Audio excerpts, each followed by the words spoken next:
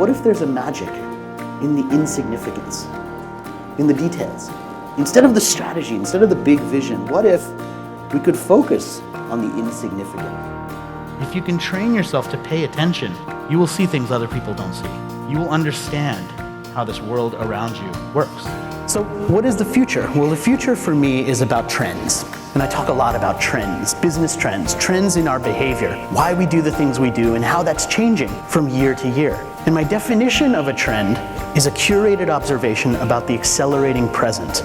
So I don't believe that a trend is something that's going to happen at some uncertain point in the future, but that we're just guessing at right now. I believe that a trend has something to do with the present. And if we can learn to predict the accelerating present, that is the things that are happening right now, that will happen more frequently and with more impact in the future, then we can start to predict the future. Rohit is the Wall Street Journal best-selling author of 5 books on topics as wide-ranging as the future of business, how to build a brand with personality, and why leaders always eat left-handed.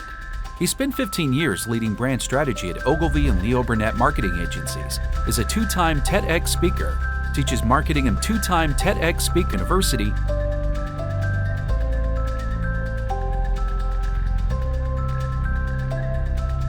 We can't tell people that what we're selling is something and expect them to not see through it. Is this product actually coming from the Swiss Alps, or are we just Evian spelled backwards? Are we just naive? Donut seeds. This is the next big product on Amazon.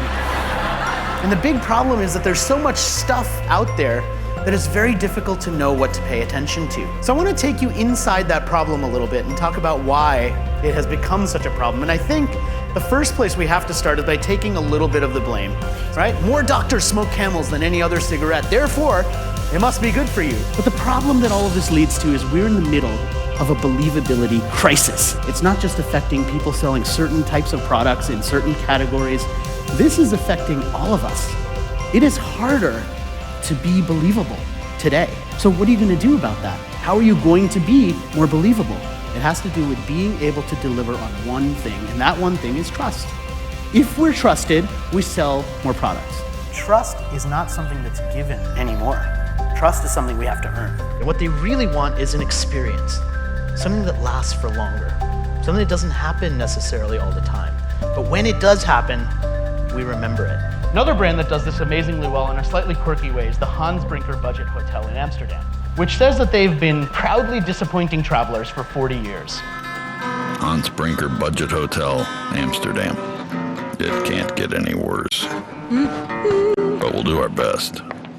They have brochures with asterisks next to everything that's not included, including maid service, lamps, curtains, windows, bed sheets. Why would any hotel brand, much less one that actually wants to succeed, use marketing like this? And this is all true, by the way. It's not like a fake ad created by someone. This is a real place in Amsterdam. You can go there tomorrow and stay there. Why would a brand use this type of advertising? Well, the thing is, they're a budget hotel. They're a hostel. And so the people who stay there are young 20-somethings who are backpacking across Europe, people who don't have a lot of money. Now, somebody who is 20-something backpacking through Europe, what's the thing that's most important to them? Is it comfort and luxury? No, it's the story, right? It's mostly about the story that you tell. Be human, be real, be truthful. Makes a difference. The sad fact of media is this video, which was titled "Squirrel Dodges Lamborghini," was the #1 video several years ago for 3 days straight. So how do we get past that? Because this is not information overload, this is noise overload. How are we going to ignore that noise and actually figure out what matters? Curation is the key. Curation is the one thing. That's what turns noise into meaning. One of the things people talk about and think about when it comes to trends is the trends are like finding a needle in a haystack. And the haystack method is the way that I curate trends. It's the process behind curating trends. And it's got 5 steps: gathering, aggregating, naming, elevating, and proving. So for me, gathering ideas means ripping things out of magazines, printing out articles, spreading out all of those things at the end of the year to eventually end up with the trend report. I think trend curation is spending most of your time taking the hay and gathering it so that you can put the needle in the middle of it.